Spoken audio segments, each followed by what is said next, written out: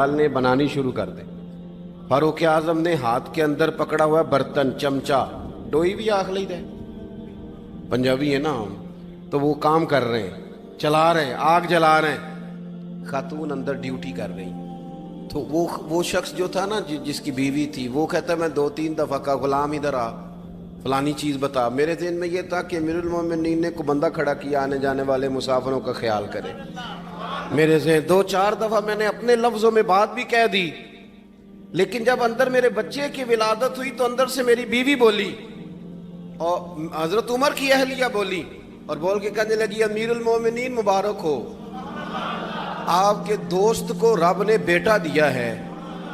वो शख्स कहते हैं मैं बाहर खड़ा था, वजूद तड़प गया, आंखें बरस पड़ी, कभी नहीं रोया था पर कैफियत अजीब बन गई। कोई तकरीर नहीं सुनाई, कोई आला शेर नहीं उन्होंने पढ़ा। मैंने जूं लेकर उनके सर से पांव तक देखा। मैंने कहा ये वही शख्स है जिसका नाम ले तो कैसर और किसरा कांप जाते, ये वही शख्स है। मैंने जुमे में कहा था कि रोब कपड़ों का नहीं होता, रोब तो दयानतदारी का होता है। हाँ, बड़ा माल कमा के लोगों ने बनाई होती है कार कोठी, तो बंदे खड़े होके कह देते हैं 2 नंबर तरीके से आया है। और 13वें-14वें ग्रेड का मुलाजम हो तो उसके सामने बहुत बड़ा अफसर डर रहा होता है, यार बंदा दयानतदार है, ये रिश्वत नहीं लेता, सिफारिश नहीं मानता, ये मेरिट पे काम करता है। तो रोब तो आपकी दयानतदारी का है, आपकी सच्चाई का है। अपनी जिंदगी में जो लोग मकसद समझ गए, मकासद पा गए, कुछ कर गए, हम जरा उलझ गए हैं। पहले इतना शानदार मकान बनाते हैं, फिर मरने को किसका दिल चाहे। इतनी मेहनत करके जो है वो कोठी बनाई है, तो अब छोड़ के कौन जाए। वो तैयार बैठे थे, उन्हें नबी करीम ने कहा था कुन फिद दुनिया कान्नक गरीब नौआबिरुन सबील, तुमने मुसाफिरों की तरह रहना है। ओ मेरे भाई, कभी देखा है एयरपोर्ट पे मुसाफिर लड़ता हो कि मैंने ये जगह खरीदनी है? उसे पता है कि अभी फ्लाइट आनी है, मैंने तो चले जाना है। रेलवे स्टेशन पे जो जगह होती है वो खरीदने के लिए लोग रट्टा नहीं डालते, उन्हें पता है पहली ट्रेन से चले जाना है। बस स्टॉप पे झगड़े नहीं होते कि ये कुर्सी मेरी है, जाना जो है मिट्टी दें ते मिट्टी रहना ही। एवी कादी बल्ले बल्ले, अज मिट्टी दे उत्ते बंदे आते कल मिट्टी दे थल्ले। इतना ज्यादा मकसद नहीं ना जब समझते तो बेचैन है, बेकरार। बाद लोगों ने इतने पैसे जमा कर लिए कि इतने खा नहीं सकते, इतनी जरूरत नहीं, लेकिन इसके बावजूद है कि वो दौड़ खत्म होने का नाम ही नहीं ले रही। हजरत सिद्दीक अकबर रदी अल्लाह ताला अन्हु अमीरुल मोमिनीन है। बादशाहों के बड़े बात होती है, हमारे मुल्क में ऐसे भी बादशाह गुजरे हैं कि जो सफ़र पे जाते थे तो खानसामे भी ले जाते थे, बावर्चियों को भी लेके जाते थे कि खाना मेरी मर्जी का होना चाहिए। हजरत अबू बकर सिद्दीक ने पानी मांगा अमीरुल मोमिनीन, तो सहाबा ने ना शहद मिला पानी पेश किया। कोई इतनी लंबी बात तो नहीं, लेकिन सिद्दीक अकबर रो ही पड़े, और इतना रोए कि हिजकियां बन गई। लोग कहते हैं पता नहीं था किस बात पे रो रहे हैं, पर हम भी रो पड़े। हुजूर आप क्यों रोते हैं? तो आप फरमाने लगे यार मुझे आसानियों में मुब्तला करने लगे हो, मुझे इन दुनिया की लज्जात में उलझाने लगे हो। मैं हुजूर की बारगाह में बैठा था तो अल्लाह के रसूल फरमा रहे थे पीछे हट जा, पीछे हट जा, पीछे हट जा। मैंने पूछा हुजूर आप किसको कह रहे हैं? तो हुजूर फरमाने लगे दुनिया मेरे पास आई थी, वो करीब करना चाहती थी मुझे, तो मैंने उसे कहा पीछे हट जा, मेरे नेड़े ना आना, दूर हट जा। तो हट तो गई है, पर जाती दफा कह गई है सोनिया आप तो बच गए हैं, पर आपके बाद वाले कैसे बचेंगे? तो मुझे सीने से लगा ले, गले से लगा ले, मकसद अपना समझें, अमाल का हुस्न पैदा करें। अगर इंसान का मकसूद माल कमाना है तो अगर माल मिल गया तो उसके बाद फिर क्या करेगा? किसी ने तय कर लिया था कि बहुत बड़ी गाड़ी और बहुत बड़ा बंगला मुझे चाहिए, तो वो बंगला उसे मिल गया, गाड़ी आ गई। अब तो मकासद क्योंकि तय नहीं होते, तो जो चीज़ इंसान छोटा सा मकसद तय करता है वो उसे हासिल हो जाता है। मैंने मुल्क से बाहर जाना है, घर सेट करना है, साथ वाला प्लाट लेना है, हो गया सारा कुछ, तो अब वो फिर इंसान बेचैन हो जाता है, परेशान रहता है, कहता है समझ नहीं आती मतलब मकसूद क्या है। अल्लाह तबारक व तआला ने तो एक तिनका बेमकसद पैदा नहीं किया। اتنا سونا انسان کیسے بے مقصد پیدا کر دے؟ تو رب کریم نے ہمیں بتایا کہ مقصد تو تمہارا ہے، مقصد ہے الذی خلق الموت والحیات لیبلوکم ایکم احسن عملا۔ اس نے موت اور حیات اس لیے پیدا کی ہے تاکہ پتہ چلے تم میں اچھے عمل کون کرتا ہے، تم کس قدر زیادہ اپنے رب کی عبادت کرتے ہو، کس قدر زیادہ حسن اخلاق کا مظاہرہ کرتے ہو، کس قدر زیادہ لوگوں کی خدمت کرتے ہو، کس قدر زیادہ تم دین کی تبلیغ میں، اشاعت میں، ابلاغ میں، ترویج میں کردار ادا کرتے ہو۔ با مقصد تمہیں بنایا، با مقصد اچھا ترین عمل تم میں سے کون کرتا ہے، اس لیے موت اور حیات پیدا کی تھی کہ تم نے ستھرے سے ستھرے اعمال، بہتر سے بہتر کردار، اعلیٰ سے اعلیٰ تمہارا انداز زندگی۔ دیکھیں ہم نے لوگوں کے ساتھ مل کے رہنا ہوتا ہے، بہت ساری چیزیں ایسی ہوتی ہیں کہ جو تکلیف کا سامان بنتی ہیں۔ اب انہی لوگوں کے ساتھ اللہ نے ہمیں مل کے رہنے کا حکم دیا، ان کے حقوق ادا کرنے کا حکم دیا، تو ساتھ ساتھ نا درگزر کا بھی کہا، معافی کا بھی کہا۔ جب انسان معافی کر دینے والا ہو جاتا ہے، درگزر والا ہو جاتا ہے، تو پھر وہ بڑا ہو جاتا ہے، بڑے دل والا ہو جاتا ہے، بڑے حوصلے والا ہو جاتا ہے، بڑے ضرب والا ہو جاتا ہے، اس کی زندگی حسین ہوتی۔ تو یہاں آئے تھے کچھ کام کرنے، وہ جو ہم نے مقصود بنائے تھے نا، مطلب اچھے کپڑے، اچھی دنیا داری، اچھی گاڑی، اچھا موبائل سیٹ، وہ چونکہ مقصود نہیں تھا تو ان چیزوں کے حصول کے باوجود بھی لوگ پریشان ہیں۔ مقصود یہ تھا کہ بہترین عمل، سونا عمل، اعلیٰ ترین عمل میرے رسول پاک صلی اللہ علیہ وسلم کے غلاموں نے نا وہ عمل کر کے دکھایا۔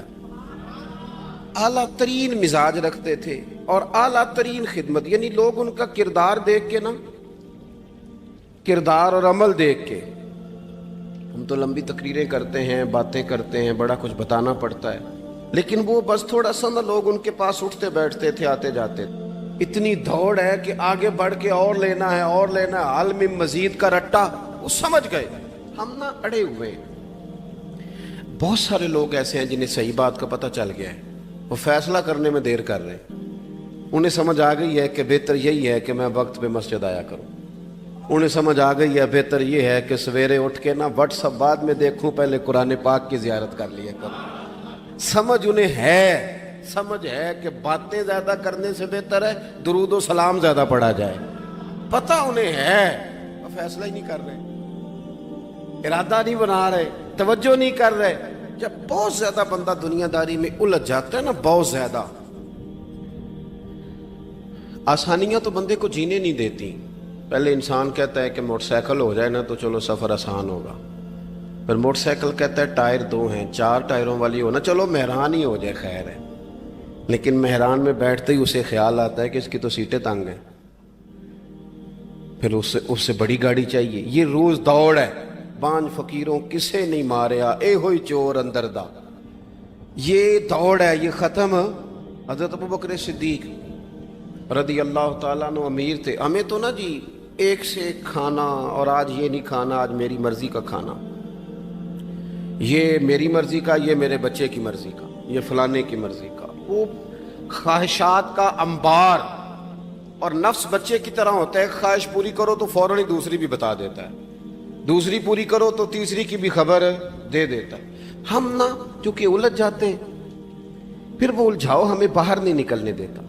اگر تھوڑا تھوڑا کر کے، میرا مطلب یہ ہے کہ زندہ رہنے کے لیے روٹی کھانی ہے نا، مثلا روٹی کا لطف کتنی دیر ہوتا ہے، جتنی دیر منہ میں چباتے ہیں، اس کے بعد ختم۔ تو کپڑا تو پہننا تھا بدن چھپانے کے لیے، اس میں وہ کدھر سے آ گئیں ساری کہانیاں جو آج بن گئیں۔ اور اتنے میں نے عجیب و غریب نظام دیکھا ہے کہ نوجوان ہے، اچھا بھلا سیاںا آدمی، کپڑے اس نے تازے سلوائے ہیں، اور 99 لوگوں نے کہا ہے صحیح لگ رہا ہے، تو صرف ایک نے کہا نہیں ٹھیک لگ رہا، وہ پریشان ہو جاتا ہے، کہتا ہے اس کا کچھ کروں۔ کیوں؟ اس لیے کہ یہی سارا مقصود سمجھ لیا ہے، کپڑے پہننا، اسی میں الجھ جانا۔ میں اکثر دوستوں سے کہتا ہوں، میں خود کسی دوسرے کی بات نہیں کرتا، بہت زیادہ عمر نہیں میری، میں خود جایا کرتا تھا، شادی کوئی آ گئی تو 2-3 دن پہلے ابا جی کہتے تھے پرانے جوتے کچھ گنڈوا لا، کچھ پالش کرا لا، توڑے میں ڈال کے جانا موچی کے پاس، اس نے کچھ سیٹ کر دینے. اب کہاں رہ گیا جی یہ کام؟ چھٹی نہیں ہو گئی. اب کون سا ایسا سلسلہ ہے؟ وہ جو کہیں سے کپڑا تھوڑا پھٹ جاتا تھا نا تو اماں اس کو اس طرح پیوند کراتی تھی کہ ڈیزائن بھی بن جاتا تھا اور کام بھی چل جاتا. کدھر گیا وہ دور؟ لیکن تکلیف دیکھ لیں آج پہلے سے زیادہ ہے, لڑائی پہلے سے زیادہ ہے, آزمائش پہلے سے زیادہ ہے. کیوں؟ جتنی بھی خواہشات آپ بڑھاتے جائیں گے نا مقصد فوت ہوتا جائے گا. جتنی بھی مقصود سفر کرنا ہے, گاڑی دکھانا تو مقصود نہیں نا, لیکن ہمیں وہ والی گاڑی چاہیے کہ لوگ ایک دفعہ انگلی منہ میں ڈالیں کہ وہ اس گاڑی پہ بیٹھا ہوا ہے. ہم مقصد سے پیچھے ہٹیں گے جب پھر تکلیف میں آئیں گے, پھر آزمائش. زندگی میں ہم نے جو چیزیں مینج کی ہیں وہ ساری دوسروں کے لیے, ہمارے لیے کوئی شے بھی نہیں. ولیمے پہ گئے تاکہ برادری راضی ہو جائے, تعزیت کے لیے گئے تاکہ محلہ راضی ہو جائے, فلانا کام کیا تاکہ لوگ جو ہیں وہ میرے حق میں ہو جائیں. ساری زندگی دوسروں کے لیے جی کے گزار دی, اور آپ نے 99 نیکیاں کی, ایک خامی آئی تو لوگ تو وہ تھے جو پھر بگڑ گئے. بہتر نہیں بندہ رب کو ہی راضی کرے. واللہ ورسولہ احق ان یرضوا, اللہ اور اس کے رسول کا زیادہ حق ہے کہ انہیں راضی کیا جائے, ان کا زیادہ حق. اپنی زندگی میں معاملات کو ترتیب دیں, ایک مخصوص ذہن بنائیں. اتنا سویرے قرآن شریف پڑھنا ہے, اتنا درود پاک, اور یہ راز ہو ہمارا اور ہمارے رب کا, یہ راز ہو. اتنی دیر مصلی پہ بیٹھنا ہے. میرے ایک دوست ہیں ڈاکٹر صاحب, میں بیٹھا تھا تو وہ ایک شخص کو کہہ رہے تھے تیرے دل میں کچھ باتیں ہیں نکال دے تاکہ تیری ٹینشن ریلیز ہو جائے, تیری صحت ٹھیک ہو جائے گی. تو بندہ کہہ رہا تھا اچھا ٹھیک ہے ڈاکٹر صاحب. تو میں نے کہا کہ اگر آپ اجازت دیں تو ایک بات میں بھی کر لوں. نے کہا آپ بھی کر لیں. تو میں نے کہا ڈاکٹر صاحب کچھ دکھ بڑے ذاتی اور نجی ہوتے ہیں, بندہ کسی کے سامنے کہہ ہی نہیں سکتا, بڑے ذاتی قسم کے ہوتے ہیں. وہ آپ کسی کے سامنے اتنا مرضی کوئی قریبی ہو, وہ بندے کی اپنی اندر کی کچھ ایسی تکلیفیں ہوتی ہیں اندر کی. آزم گنڈاں دے وچ گنڈاں 10 کیڑی کھولا, بڑے مسئلے ہوتے ہیں, آپ کیسے بیان کر سکتے ہیں, سوال ہی نہیں پیدا ہوتا. تو کہنے لگا پیر صاحب حال تو ہوگا نا. میں نے کہا بالکل ہے, ہمیں ہمارے دین نے دعا سکھائی ہے, جو کسی سے نہیں کہہ سکتے وہ اپنے رب سے کہہ دو, اللہ کے حضور عرض کر دو, کشکول طلب دراز کر کے کہہ دو مالک یہاں پریشان ہوں. وہ بڑا کریم ہے, عطا بھی کرے گا اور پردہ پوشی بھی فرمائے گا. اپنے اللہ کے ساتھ اپنا تعلق مضبوط کریں, اپنی زندگی میں حسن اعمال کا پیدا کریں. اعمال کا, کہانیوں کا نہیں, باتوں کا نہیں, تصویروں کا نہیں, نئی سے نئی پکچر کا نہیں, اعمال کا. اور خوبصورت ترین طریقہ ہو. دیکھیں نا مشکل سے بھی تو نماز پڑھنی ہے نا. سویرے ابا بڑے غصے میں تھے تو پھر مجھے اٹھنا ہی پڑا, تو اس طرح بھی تو پڑھنی ہے. تو اگر بندہ ذوق سے اٹھے اور ذرا سونا کر کے وضو کرے اور ذرا صحیح کر کے مصلی بچھائے اور سجدہ کرے تو ذرا ذوق سے کرے. مجھے سوز دے, مجھے ساز دے, مجھے نیم شب کا نیاز دے, دم سجدہ خود کو میں توڑ دوں, مجھے ایسا ذوق نماز دے. اس ذوق کے ساتھ آگے بڑھے. مقاصد جب بندہ سمجھ جاتا ہے نا, مقاصد, پھر اس کے لیے آسانی ہوتی ہے. میں نے عرض کیا تھا زیادہ باتیں نہیں کرنی, مقصود تو ایک پیغام دینا ہے. اب ہم نے جانے والوں کے لیے کیا کرنا ہے؟ ایک تو یہ کہ اپنا مقصد ٹھیک کرنا ہے کہ جو رخصت ہو گئے اپنے بزرگوں کو نہ یاد رکھیں. اصل کام ہے ان کو بول کے بتائیے. سال کے بعد ختم بڑی اچھی بات ہے, سسماہی ششماہی سیماہی سب ٹھیک ہے, ان کو یاد رکھیں. حضور نہ یاد رکھتے تھے, اپنی والدہ کا ذکر کرتے تھے, اپنے والد کی بات کرتے تھے, اپنے دادا کا ذکر کرتے تھے. اپنے جانے سیدہ خدیجہ الکبریٰ رضی اللہ تعالیٰ عنہ وصال کر گئیں تو حضرت عائشہ کہتی ہیں حضور اکثر گھر میں ان کا ذکر کرتے. اپنے بزرگوں کو یاد رکھیں, ان کا ذکر کریں. ان کو نا والد کے لیے نا والد ہونا شرط ہے, پی ایچ ڈی ہونا شرط نہیں. والد کے لیے والد ہونا شرط ہے, مفتی ہونا شرط. والد ان پڑھ بھی ہو تو بچے کو سمجھانے کا سلیقہ سے اللہ اسے عطا کاری دیتا ہے. ماں بالکل ان پڑھ بھی ہو تو بچوں کو سمجھانے کا طریقہ اللہ اسے ان سے سیکھیں. میرے والدہ اور والدہ دونوں اپنا نام نہیں لکھ سکتے تھے, تو میں اپنے دوستوں سے کہتا ہوں مجھے کبھی موقع ملے تو میں کئی جلدوں میں کتاب لکھ سکتا ہوں اپنے ماں باپ. اس لیے کہ وہ جو ہمیں سکھا گئے, جو بتا گئے, وہ انہی کا خاصہ تھا. تو اپنے ایک تو جانے والوں کو یاد رکھیں, دوسرا ان کے لیے دعا کریں تو درد سے کریں, سونی کر کے کریں, صحیح کر کے کریں، اکیلے بیٹھ کے کریں۔ دعا کا سب سے زیادہ تعلق آپ کے دل کی آواز کے ساتھ ہوتا ہے، اور جس طرز میں حضور نے ہمیں حدیث سکھائی ہے نا، اس رنگ میں کبھی آپ حدیث کو سیکھیں، سمجھیں نا۔ حضور فرماتے ہیں جس طرح دریا میں ڈوبنے والا سہارا تلاش کرتا، دریا میں اسے کتنی کو جلدی ہوتی ہے، ہوتے لگ رہے ہوتے ہیں، وہ اس طرح کا نہیں ہوتا کہ میں عصر کی نماز کے بعد پھر آؤں گا تجھے نکالنے، اس طرح تو نہیں نہ ہوتا۔ دریا میں ڈوبنے والا جس طرح کشتی سہارا تلاش کرتا ہے، حضور فرماتے ہیں اس طرح قبر میں جانے والا دعاؤں کا انتظار کرتا ہے۔ آپ نے دیر کر دی دعا مانگنے میں، ختم دلانے میں دیر کر دی، کت صبح و شام ہمہ وقت دعا۔ ابھی آپ آیتیں سن رہے تھے سورہ ابراہیم کی، اللہ نے نماز میں رکھ دی، ربنا اغفر لی ولی وللمؤمنین یوم یقوم الحساب۔ ایک تو انہیں یاد رکھیں، خوب دعا کریں، اور دوسرا کوشش کریں کہ وہ جو نیکیاں کرتے تھے وہ نیکیاں بھی جاری رہیں، جن لوگوں سے ان کا اچھا تعلق تھا وہ تعلق بھی قائم رہے۔ یہ بھی کوشش کریں کہ ان کے لیے صدقات و خیرات کریں، اور قیمتی صدقہ دیں۔ قیمتی، میں بات ختم کرنے لگا ہوں، بس قیمتی صدقہ دیں، قیمتی۔ 15 تولے سونا گھر میں پڑا ہوتا ہے، قیمتی ہوتا ہے نا۔ کبھی کسی نے چوک میں بتایا کہ آج 15 تولے سونا میرے گھر میں پڑا ہے؟ بولو نا، لگتا ہے تو 10 چھڑنا ہے۔ اگر گھر میں 50 لاکھ روپے کیش پڑا ہو تو چوک میں گلی میں آ کے آپ بات کریں کہ گھر میں پیسے پڑے ہیں؟ کیوں؟ کہ وہ قیمتی ہیں، کوئی لے نہ لے۔ تو یہ جو 5000 مسجد دیکھ کے سارے محلے کو بتاتے ہو یہ بھی صدقہ تھا، یہ بڑا قیمتی چیز تھی، یہ بتانے والا نہیں تھا، یہ تو نیکی تو قیمتی تھی۔ قیمتی چیز جو ہوتی ہے وہ تو چھپائی جاتی ہے کہ بتائی جاتی ہے؟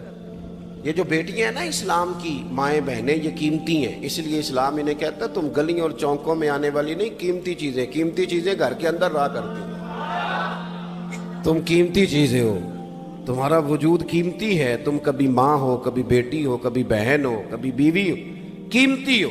اس لیے تمہیں اسلام کہتا ہے کہ گھر کے اندر رہو گی تو تمہاری قیمت رہے گی۔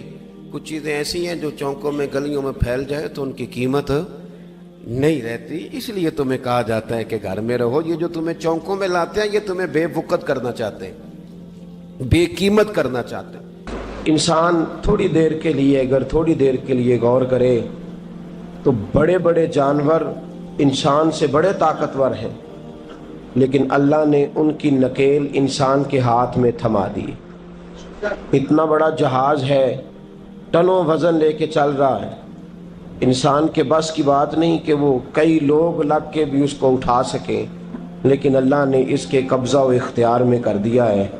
فرمایا هو الذی خلق لکم ما فی الارض جمیعا، زمین میں جو کچھ ہے سارا تیرے لیے بنایا ہے، آسمان میں جو ہے سارا تیرے لیے بنایا ہے۔ وما خلقت الجن والانس الا لیعبدون، فرمایا کل کائنات میں نے تیرے لیے بنائی ہے اور تجھے میں نے اپنی عبادت کے لیے پیدا فرمایا ہے۔ تو جنوں اور انسانوں کو اللہ نے اپنی عبادت کے لیے تخلیق فرمایا۔ مقصد زندگی، مقصد تخلیق، دنیا میں آنے کا مقصد اولین اور مقصد آخرین اللہ کی عبادت، اللہ کی معرفت، اللہ کی طرف توجہ، اللہ کی طرف رجوع، یہی ایک مقصد تھا انسان کے آنے کا۔ اسی کو قرآن نے بیان کیا تھا۔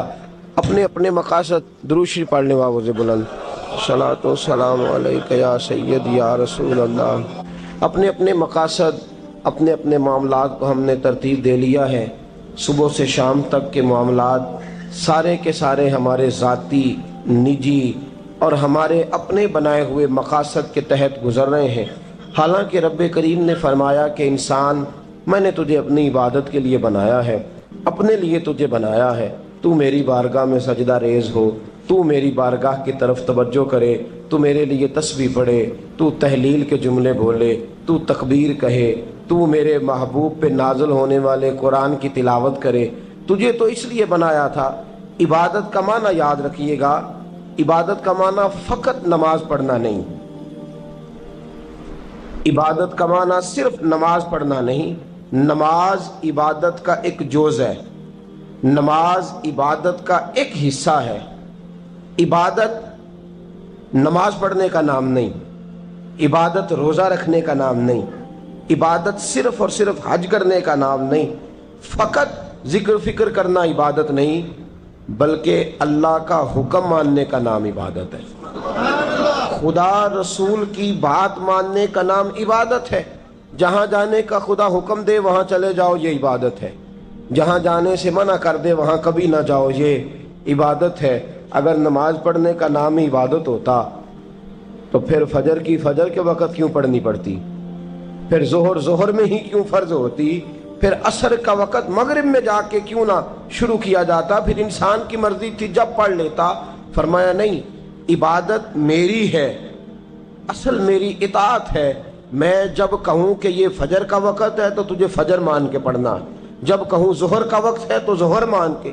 ہم نے عبادت کو مخصوص کر دیا، مسجد میں چلے جانا، نفل پڑھ لینا، کچھ دیر قرآن شریف پڑھ لینا، کچھ دیر اللہ کی عبادت کر لینا، کچھ دیر ذکر اذکار کر لینا، اس کا نام عبادت ہے۔ اور باہر نکل کے بے شک جھوٹ بولے، باہر نکل کے بے شک غیبت کرے، باہر نکلے اور کم تولے، باہر نکلے اور اپنی من مرضی کرے، تو یہ عبادت نہیں۔ اس لیے کہ ہم اس خدا کے ماننے والے ہیں جو صرف مسجد میں نہیں ہوتا بلکہ جلوہ تیری ذات کا کو بکو ہے، میں جدھر دیکھتا ہوں ادھر تو ہی تو ہے۔ ہمارا خدا صرف مسجد میں نہیں ہے، اللہ ہر جگہ ہے۔ جے میں تینوں اندر جانا پھر مقید جانا، جے میں تینوں باہر سمجھا اندر کون سمانا، اندر بھی تویں باہر بھی تویں وچ بلا کون نمانا۔ اصل بات یہ ہے کہ جب خدا ہر جگہ ہے تو اللہ تبارک و تعالیٰ کا حکم ہر جگہ ماننا ہے، ہر جگہ اطاعت کرنی ہے، ہر لحاظ سے۔ رب کی بات ماننے کا نام عبادت ہے، اللہ کی، اس کے رسول الپاک صلی اللہ علیہ وسلم کی بات ماننے کا نام، توجہ ہے آپ کی میری بات پہ؟ عبادت کا مفہوم سمجھیے گا، عبادت کا مفہوم سمجھیے گا۔ ہمارا وہ دین نہیں جو پنڈتوں جوگیوں راہبوں کا مذہب ہے کہ جنگلوں میں نکل جاؤ تسبیح لے لو، میں کھٹکتا ہوں دل عالم میں کانٹے کی طرح اور تو فقط اللہ اللہ اللہ۔ یہ مذہب نہیں۔ ہمارا دین کہتا ہے مسجد میں بیٹھ کے جو ذکر کرے گا اسے بھی ثواب ملے گا، اور جو محنت کر کے کما کے بچوں کو کھلائے گا اسے بھی ثواب ملے گا۔ ہمارا دین یہ کہتا ہے جو مسجد میں بیٹھ کے قرآن پڑھے گا اسے بھی ثواب ملے گا، اور جو گلی میں پڑا ہوا کانٹا اٹھا دے گا اسے بھی اللہ اجر عطا فرمائے گا۔ اللہ کا حکم ماننا، اللہ کا حکم ماننے کا نام عبادت۔ محمود غزنوی کے پاس ہیرا ہے، محمود غزنوی کے بڑے غلام تھے تو ایک بڑا پیارا تھا اسے، آپ جانتے ہیں اس کا نام کیا تھا؟ ایاز محمود غزنوی کو بڑا تو حسد شروع ہو جاتا ہے ہر جگہ، اللہ ماشاءاللہ۔ لوگ کہنے لگے بادشاہ ہر وقت اسی کو پیار کرتا رہتا ہے، ہر وقت اسی کی طرف توجہ کرتا رہتا ہے۔ بادشاہ نے ایک دن آزمانا چاہا، اتنا ہیرا تھا، موٹا ہیرا بادشاہ کے پاس۔ بادشاہ نے ایک وزیر صاحب کو بلایا، کہا یہ اینٹ پکڑو، ہیرے پہ مارو، اسے توڑ دو۔ کہنے لگا بادشاہ بات تیری ٹھیک ہے پر بڑا قیمتی ہیرا ہے، کیوں تڑوا رہے ہیں آپ؟ مال خزانہ میں رکھ دیں، کام آئے گا، کسی نہ کسی جگہ پہ استعمال ہو جائے گا، آپ کیوں اس کو تڑوانے کی ضد کر رہے ہیں؟ بادشاہ سلامت نے کہا اچھا تم نے ٹھیک مشورہ دیا، میں ہی جذبات میں آ گیا تھا۔ ایک دوسرے آدمی کو بلایا، اس کو کہا یہ ہیرا توڑنا ہے۔ اس نے کہا بادشاہ مجھے لگتا ہے پوری دنیا میں اتنا موٹا ہیرا تیرے پاس ہے، کسی اور کے پاس نہیں ہوگا۔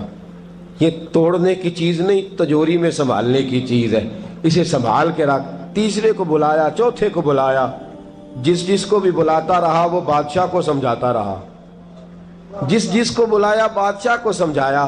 ایاز کی باری آئی، کہا ایاز ادھر آ، توجہ ہے آپ کی؟ ایاز ادھر آ، یہ ہیرا تو توڑ دے۔ اس نے اینٹ پکڑی، زور سے ماری، ہیرا توڑ دیا۔ بادشاہ کہنے لگا بڑا بیوقوف ہے بھائی تو، یہ سارے میرے خیر خواہ تھے مجھے سمجھاتے رہے اور تو نے خیال ہی نہیں کیا، میں بیوقوف تھا تو تو بھی ساتھ ہو گیا، توڑ ہی دیا۔ کہنے لگا بادشاہ غلطی ہو گئی، مجھ سے غلطی ہو گئی، مجھے نہیں توڑنا چاہیے۔ اس نے کہا اچھا چل چھوڑ، ایک بات بتا، تیرے سامنے جو سب مجھے مشورے دے رہے تھے تو نے کیوں نہیں دیا؟ میں نے تجھے کہا توڑ دے، کیا لفظ ایاز نے کہے، کمال کر دی۔ کہنے لگا بادشاہ میرے دل میں خیال آیا ہیرا ٹوٹتا ہے تو ٹوٹ جائے، میرے بادشاہ کا حکم نہیں ٹوٹنا چاہیے۔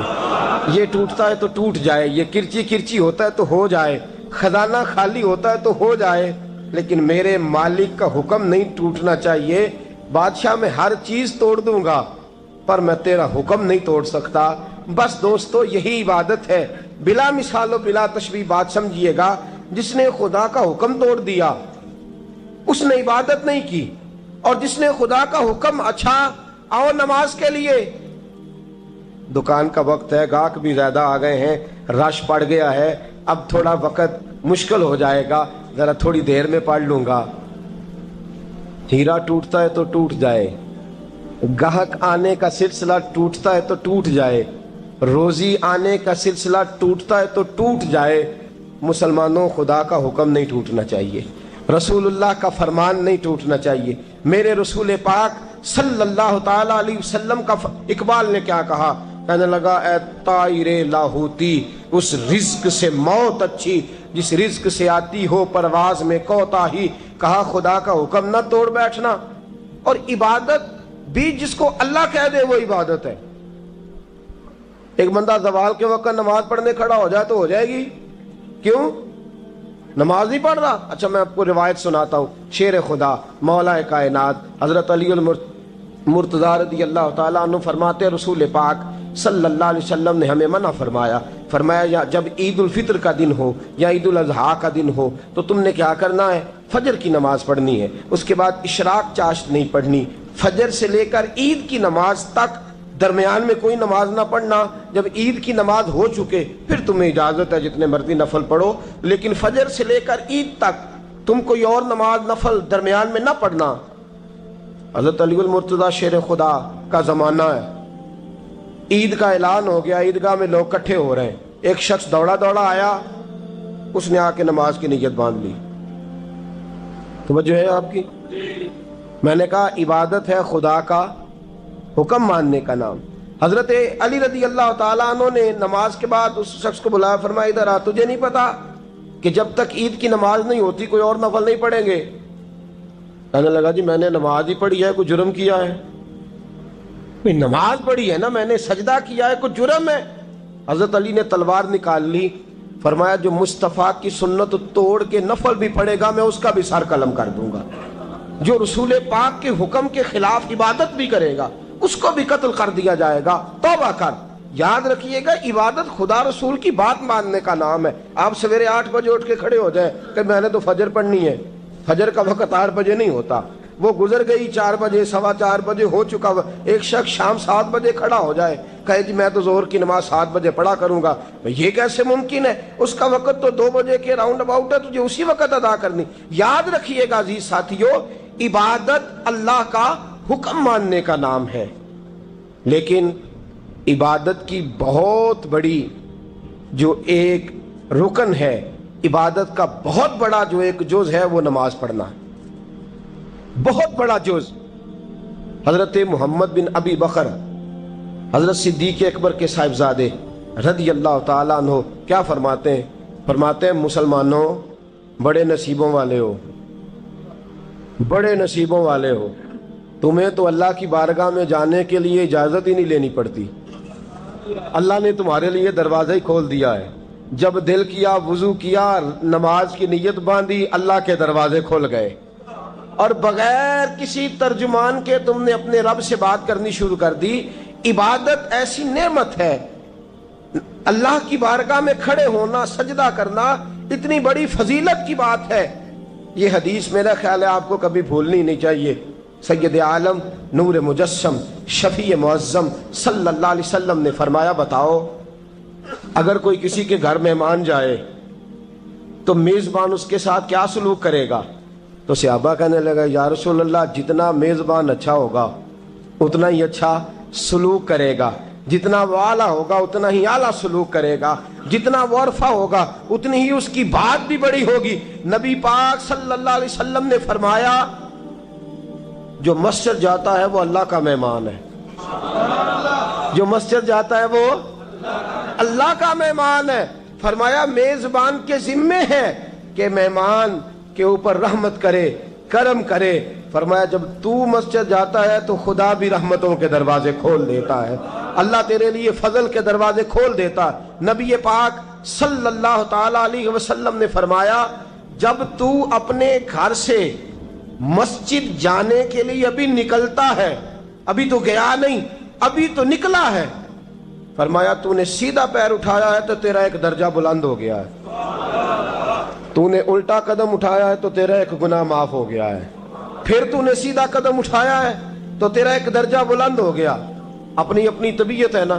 حضور نے حدیث سنائی, حضرت سیدنا اسید بن حضیر رضی اللہ تعالیٰ عنہ دیہاتی آدمی تھے, مسجد نبوی سے دور گھر تھا, مسجد آنے جانے کے لیے گدھا رکھا ہوا تھا, گدھے پہ بیٹھ کے مسجد آتے تھے, نماز پڑھ کے اسی پہ بیٹھ کے لوٹ جاتے تھے. جس دن حضور نے فرمایا نا ایک قدم پہ ایک گناہ معاف ہوتا ہے, ایک قدم پہ ایک نیکی ملتی ہے, گدھا گھاری چھوڑا ہے. صحابہ کہنے لگے یار دور کا تیرا سفر ہے, تو آرام سے گدھے پہ آ جا.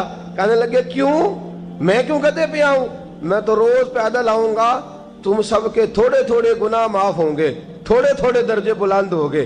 میں نے چونکہ دور سے آنا ہے, اللہ میرے زیادہ گناہ معاف فرمائے گا, میرے زیادہ درجے بلند فرمائے گا, میرے اوپر زیادہ کرم نوازی فرمائے گا. جو مسجد کی طرف چل کے آیا ایک ایک قدم پر اللہ اس کے درجے بلند کرے گا, ایک ایک قدم پہ اللہ اس کے گناہ معاف کرے گا.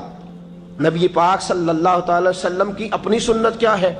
حضرت زید بن ثابت رضی اللہ تعالیٰ عنہ فرماتے ہیں میں ایک دن حضور کے ساتھ مسجد کی طرف نکلا. جب ہم جانے لگے نا تو جو رسول پاک کا انداز تھا نا چلنے کا وہ بڑا پیارا ہوتا تھا, دھیما سا چلتے تھے, نظر مبارک جھکی رہتی تھی. سید عالم صلی اللہ علیہ وسلم کی ادائیں ایسی حسین تھیں, تیری سیرت تیری صورت زمانے سے نرالی ہے, تیری ہر ایک ادا پیارے ادائے بے مثالی ہے. فرمایا جھکی جھکی نظروں سے حضور چلتے تھے.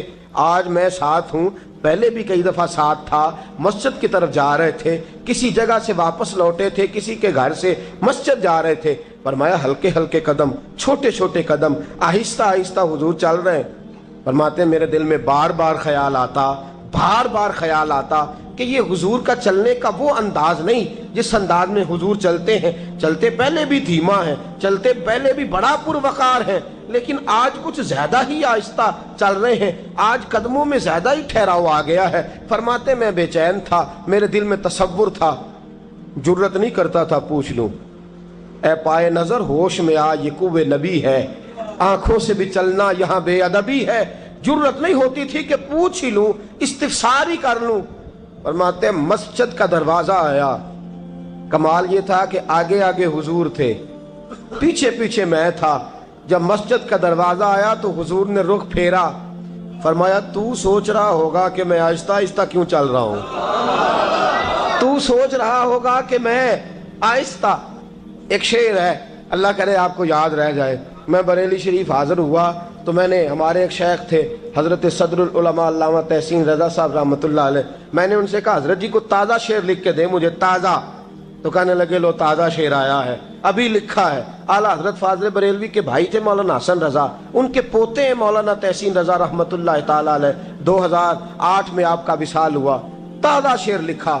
کہنے لگے علم غیب رسول کے منکر اس حقیقت کو بھول جاتے ہیں. اللہ کرے آپ شعر کے حسن کو سمجھیں, اور جو شعری ذوق کے لوگ ہیں وہ سمجھے کہ بات کہاں سے چھیڑی ہے, کہاں تک گئی ہے. علم غیب رسول کے منکر اس حقیقت کو بھول جاتے ہیں. غیب مانا کہ راز ہے لیکن راز اپنوں سے کب چھپاتے ہیں. علم غیب رسول کے منکر اس حقیقت کو بھول جاتے ہیں. غیب مانا کہ راز ہے لیکن راز اپنوں سے کب چھپاتے ہیں. حضرت زید بن ثابت رضی اللہ تعالیٰ عنہ فرماتے رخ پھیرا اور حضور نے فرمایا تو سوچ رہا ہوگا کہ سونے آج بڑے دھیمے دھیمے قدم چل رہے ہیں, بڑا آہستہ آہستہ قدم اٹھا رہے ہیں. حضور نے فرمایا جو مسجد کی طرف چل کے جاتا ہے اللہ کی رحمت آگے بڑھ کے اس کا استقبال کرتی ہے. اور فرمایا جتنے قدم زیادہ ہوتے ہیں اتنے درجے بھی زیادہ بلند ہوتے ہیں. میں اس لیے آہستہ آہستہ آیا ہوں کہ اللہ میرے زیادہ درجے بلند فرما دے, اس لیے آیا ہوں کہ زیادہ درجے. مسجد میں اس لیے آہستہ, عبادت کی فضیلت دیکھیں, گھر سے بندہ چلے, ابھی پتہ نہیں مسجد میں وضو کرنا ہے اس نے, ابھی پتہ نہیں 2 رکعتیں پڑھے گا کہ 4 پڑھے گا. فرمایا عبادت کے لیے نکل بھی پڑے تو اللہ اس کے درجے بلند کرنے شروع فرما دیتا ہے. درجے بلند ہونے شروع ہو گئے. بنو سلمہ قبیلہ ہے, محلہ ہے. بنو قریظہ یہودیوں کا محلہ تھا, اس کے بعد بنو سلمہ مسلمانوں کا محلہ تھا, اور تقریباً آج کے حساب سے 1.5-2 کلومیٹر کا فاصلہ تھا مسجد نبوی سے. پیدل چل کے آتے تھے لوگ. کتنے کلومیٹر پیدل چل کے آتے تھے, وہاں سے پیدل آتے تھے نماز پڑھنے. مسجد نبوی کے ساتھ یہودیوں کے مکان تھے, انہوں نے وہ جگہ خالی کر دی. بنو سلمہ قبیلے کے لوگوں نے چاہا کہ ہم جگہ کو خرید لیں. نبی کریم علیہ السلام کو پتہ چلا, حضور نے بلایا, فرمایا مجھے پتہ چلا ہے تم مسجد کے قریب آنے لگے ہو, ویسے ایک بات میرے دل میں ہے, میرا دل کرتا ہے کر دوں.